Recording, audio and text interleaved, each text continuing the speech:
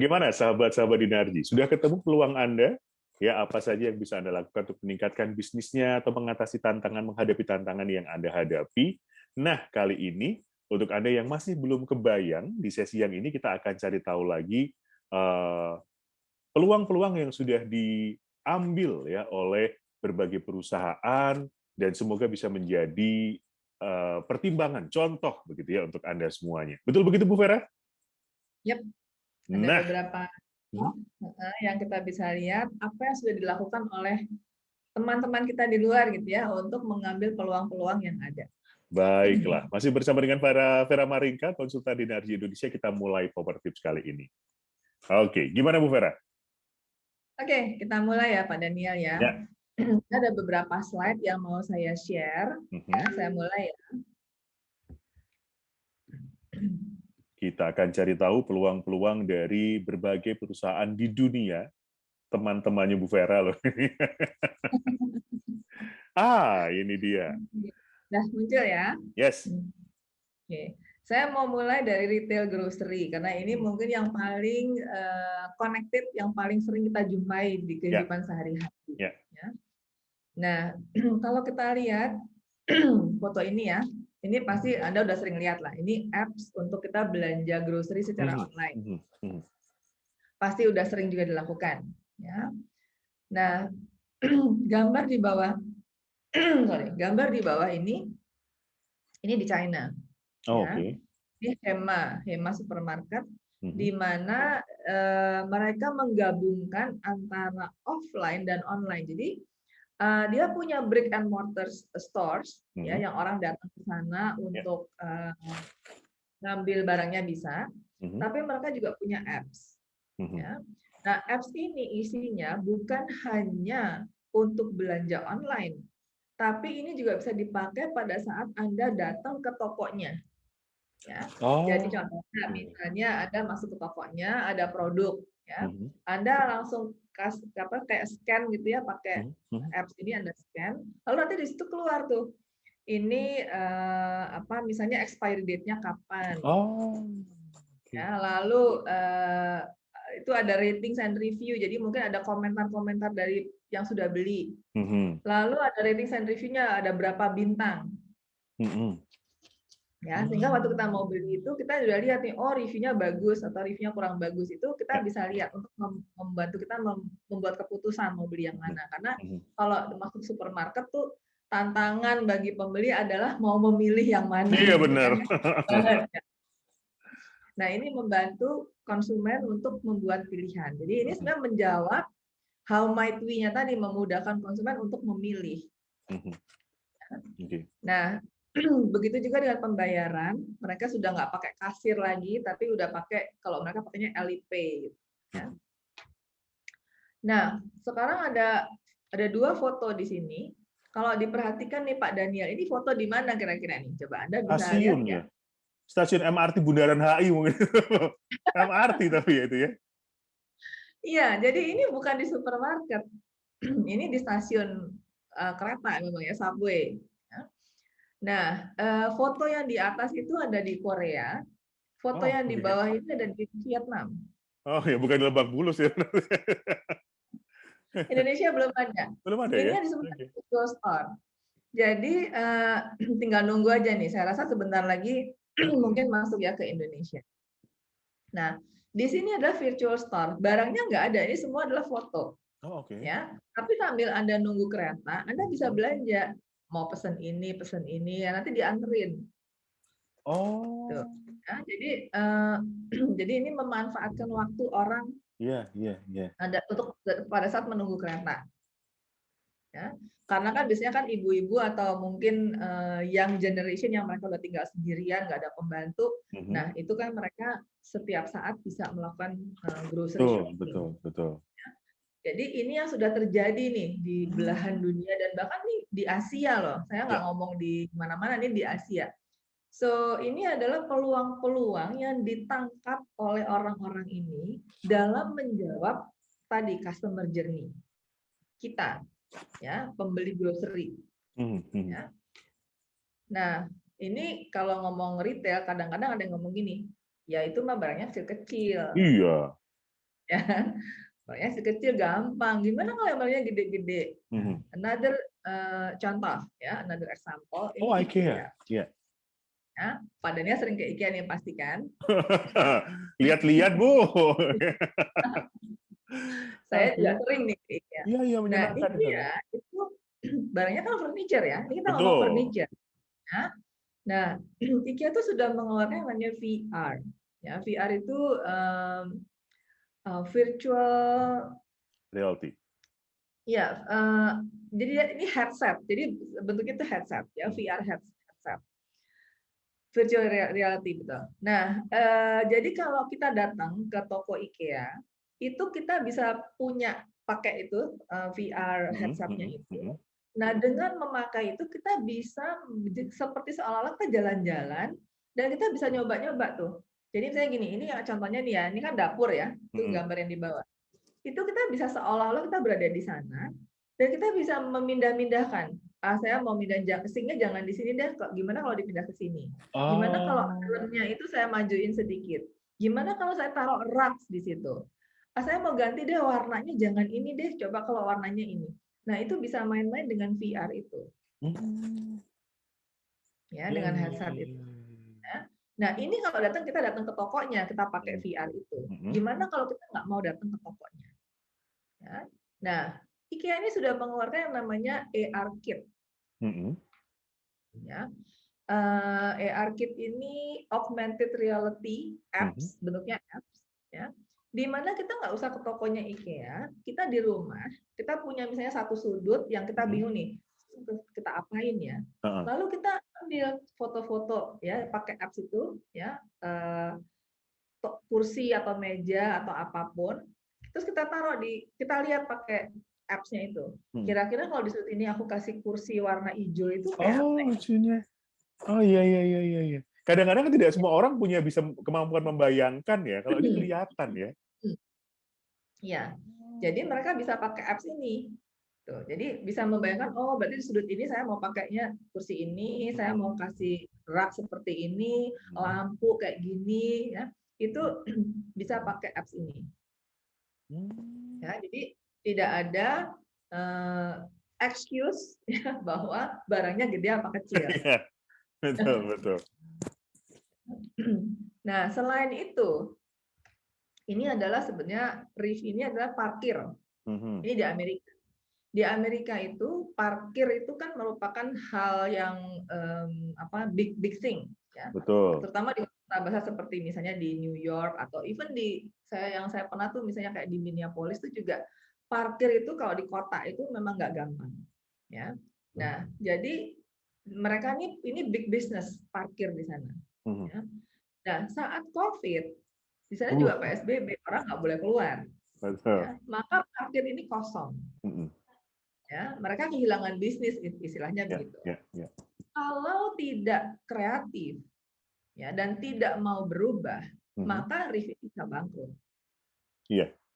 Nggak ada yang parkir soalnya. Betul. Ya. Tapi instead of being defeated gitu ya, menyerah gitu, tapi mereka justru mencari peluang-peluang baru. Apa yang bisa mereka lakukan? Ya, dengan catatan bahwa lokasi, mereka tuh punya lokasi yang bagus-bagus banget. Betul. Namanya tempat parkir, pasti lokasinya bagus-bagus. Ya. Prime location. Nah, dari COVID ini, mereka keluarlah ide-ide bahwa, oh ya, lokasi kita kan bagus nih. Jadi gimana? Mereka bikin yang namanya tuh Riv Kitchens. Ya. Riv Kitchen ini bukan restoran, bukan, juga bukan GoFood tuh bukan. Ya, yang mereka lakukan adalah contohnya gini, saya adalah pemilik restoran, ya, lalu ada petani-petani yang jualan hasil panennya mereka. Oke. Yang saya, ya, nah saya bisa beli dari petani-petani tersebut, ya, atau penjual sayur gitu ya. Nah, lalu mereka nih instead of ngirim langsung ke restoran saya, kan banyak banget nih, mungkin ada saya, restorannya kan banyak banget. Betul. Ya. Nah, penjual sayur ini mungkin kesulitan untuk benar-benar delivery ke masing-masing restoran. Yang dilakukan adalah si penjual sayur itu mengirimkan pesanan saya itu ke RIF. Oke. Saya ngambil ke sana. Jadi meet halfway gitu ya. Jadi kayak Oh. Jadi itu yang namanya si RIF Kitchen ini. Jadi dia bukan delivery ke semua tempat, tapi kita boleh milih RIF yang mana lokasinya, lalu saya akan ngambil di sana. Jadi saya nggak harus pergi ke si penjual sayur, tapi bisa ngambil di situ. Ya, less contact juga gitu dengan people, karena kan ini COVID. Ya. Nah, ini itu salah satu contoh aja. Tapi yang lain-lain tuh mereka banyak banget idenya. Ya, jadi mereka mau bikin kayak misalnya share waiting area, mereka mau bikin itu bike and scooter rental station. Ini ada ide. Ini belum semuanya terjadi. Ya, saya nggak tahu sampai mana nih saat ini. Tapi ini adalah peluang-peluang yang mereka pikirkan, yang mereka dapatkan gara-gara COVID. Jadi COVID ini nggak selalu negatif ya, nggak selalu. Kita membuka peluang-peluang baru. Jadi bukan cuma tantangan-tantangan yang sulit atau fakta-fakta yang apa feeling bad gitu ya, membuat kita tuh susah gitu. Tapi justru kalau kita melihatnya the other way around, justru sebetulnya banyak peluang-peluang yang bisa kita dapatkan dari situ. Ya. Contoh lain adalah ini di dunia medicine. Ya, gara-gara COVID-19 ini, maka telemedicine ini menjadi naik, menjadi booming. Ya, yang tadinya sudah ada sebelum COVID, tapi gara-gara COVID ini menjadi boom, menjadi lebih cepat gitu. Nah, ini contohnya apa aja? Ini kalau di luar negeri gitu ya, ini ada yang namanya PlusCare, ya, di mana bisa book appointment di situ. Ini banyak servisnya dia. Lalu ini di Amerika Amwell namanya, ya, itu ini juga berupa apps. Ya, kalau tadi yang PlusCare ini ada websitenya, kalau yang Amwell itu dia udah berupa apps. Lalu di Indonesia sendiri kita tahu ada yang namanya Halodoc, ada Klik Dokter. Oh iya. Di mana kita bisa beli obat, dianterin, bisa milih klinik, bisa milih dokter, kita bisa konsultasi dengan dokter secara online. Ya. Nah juga ini ada artikel yang mengatakan ini adalah tantangan nih, how practices, maksudnya praktek dokter ya, can keep patients in the age of consumerism. Jadi mereka sudah melihatnya itu bahwa pasien itu konsumen. Yeah. Ya, ini shifting juga nih. Kalau dulu, ya zaman dulu, pasien mencari dokter. Betul. Profesor itu tuh dia pinter banget, maka pasiennya banyak banget orang yang kesana. Gitu kan ya. Kalau zaman sekarang itu tidak selalu begitu. Saya waktu itu pernah ada project yang dimana saya mewawancarai beberapa pasien. Ya. Itu ketemu di situ insight bahwa mereka tuh milih dokter tuh susah. Ya, dan mereka nggak hanya memilih dokter yang pintar, tapi mereka memilih dokter yang nyaman buat mereka. Betul. Ya, ini something new nih. Kalau dulu tuh pasien tuh bersedia deh nunggu sampai tengah malam, terima aja dokternya bilang apa. Kalau sekarang pasien ini udah mulai nanya, udah kok si dokter itu kok ngasih obatnya kok banyak banget ya? Aku kayaknya nggak nyaman, obat dia tuh banyak banget gitu ya. Atau saya juga pernah dulu, saya sendiri pernah waktu anak-anak masih kecil juga merasa gitu, ini kok dokter ini kok ngasih antibiotiknya kok banyak banget ya, ngeri saya. Jadi itu mulai terjadi seperti itu. Ya. Nah, jadi yang namanya pasien ini sudah tidak sama nih jerninya dengan zaman dulu. Ya, sehingga praktek-praktek dokter ini mulai juga punya tantangan-tantangan baru bagaimana mereka menggarap peluang-peluang baru yang terjadi dari perubahan cara berpikir atau customer journey mapping dari si pasien. Baik. Ya, salah satunya telemedicine ini, tapi saya nggak tahu, mungkin ada lagi, karena sebenarnya ada dua hal, ada telemedicine, ada telehealth. Jadi mungkin nanti ada lagi yang lain, saya nggak tahu. Ini inovasi-inovasi baru yang timbul. Gitu. Nah, Dinarji, ya, Dinarji sendiri juga nih. Dinarji itu sebelum COVID, kita itu punyanya kelas offline, kita nggak punya kelas online. Ya, begitu COVID terjadi, orang nggak boleh keluar rumah, ya. Nah, kelas offline ini nggak bisa dilakukan. Nggak ada kantor yang mau melakukan kelas offline, dan kita juga nggak berani juga gitu, ya melakukan kelas offline. Terus gimana dong? Di bulan pertama dari COVID, yang kita lakukan adalah kita beres-beres. Ya udah, nggak ada kelas, maka kita beresin proses internal ya, beresin internal. Lalu setelah itu bulan kedua kita mulai mikir nih, lah kita nggak makan nih kalau kita diem aja, ya kan? Nggak makan nih kita. So what should we do? Maka keluarlah tuh how might we-nya Dinarji. Ya, gimana kita bisa tetap mengadakan kelas selama PSBB. Keluarnya jawabannya, oh kita harus punya online. Ya. Lalu gimana caranya kita tuh bisa keep in touch with clients? Ya, maka kita mulailah mengadakan meeting-meeting secara Zoom, secara online.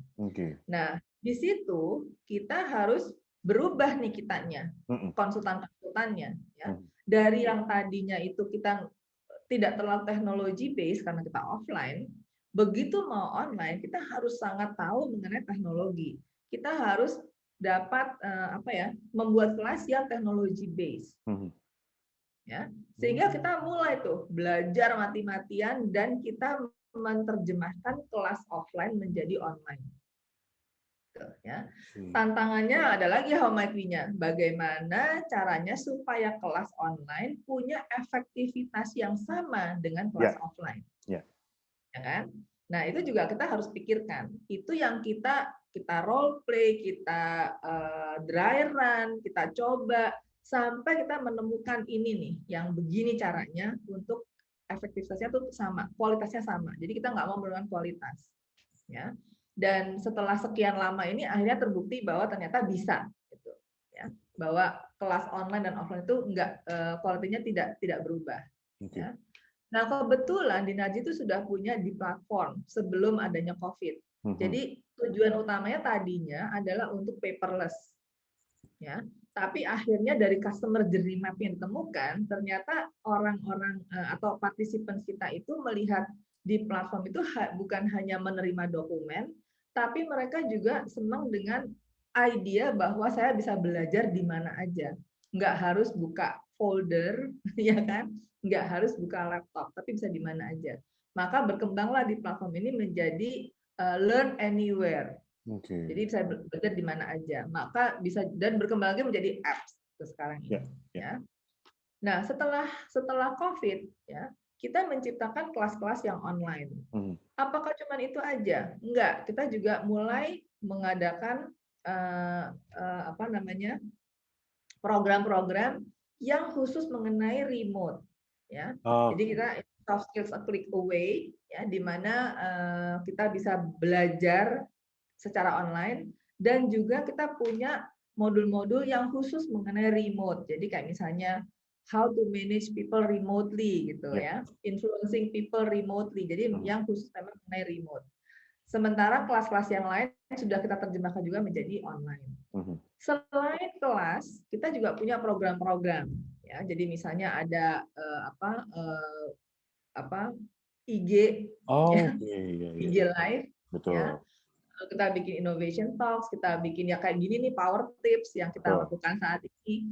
Itu semua adalah program-program yang kita ciptakan setelah COVID. Jadi sebetulnya gara-gara COVID, Dinarji ini berkembang. Dinarji ini menemukan peluang-peluang banyak sekali. Nanti kalau COVID-nya udah selesai, kita jadi punya kelas offline, kita punya kelas online, kita punya khusus yang remote, kita punya berbagai macam program. Gitu. Ya, jadi disinilah dimana kita berani untuk melakukan sebuah perubahan. Baik. Menarik ya. Semoga contoh-contoh ini juga menginspirasi Anda, sahabat-sahabat Dinarji, tentang bagaimanakah memanfaatkan peluang, gitu ya. Jadi mari kita tutup dengan tips untuk sahabat-sahabat Dinarji tentang bagaimana sih untuk mengaplikasikan dalam kehidupan sehari-hari. Ya, ini merupakan konklusi ya dari sesi kita yang selama ini, yang mengenai tantangan dan peluang ini. Ya. Jadi yang pertama itu tips aplikasi untuk kehidupan sehari-hari ya. Yang pertama ini kita memang harus peka pada perubahan yang terjadi. Yes. Ya, perubahan itu bisa konsumen kita terutama dan juga fakta-fakta yang terjadi di sekitar kita. Ya, kita harus peka dengan itu. Ya. Yang kedua, kita harus bisa berpikir kritis dan kreatif untuk mengambil peluang-peluang yang ada di depan mata kita. Ya. Yang ketiga itu eksekusi. Oh iya, harus dieksekusi ya. Iya, harus eksekusi. Karena kalau nggak dilakukan, maka tidak ada yang terjadi. Gitu. Kita tidak melakukan apa-apa. Ya. Jadi eksekusi itu kita jangan takut untuk bereksperimen, ya. Dan adjust. Setiap kali kita menemukan insight baru, kita jangan takut untuk adjusting. Ya, kita modifikasi lagi, kita adjust lagi. Gitu. Jadi memang eksperimen mindset ini penting dalam menjadi agile. Dalam mengambil peluang-peluang yang ada. Gitu. Jadi jangan takut untuk berubah, jangan takut untuk mencoba. Menarik. Ya. Terima kasih Bu Vera untuk tips-tipsnya untuk sahabat Dinarji dalam Power Tips kali ini. Terima kasih, semoga berguna. Baiklah. Sahabat Dinarji juga terima kasih. Ya, tantangan buat kita semuanya adalah bagaimana untuk menciptakan tantangan dan mengubahnya menjadi peluang. Saya Daniel Wibowo. Sampai jumpa. Sampai jumpa.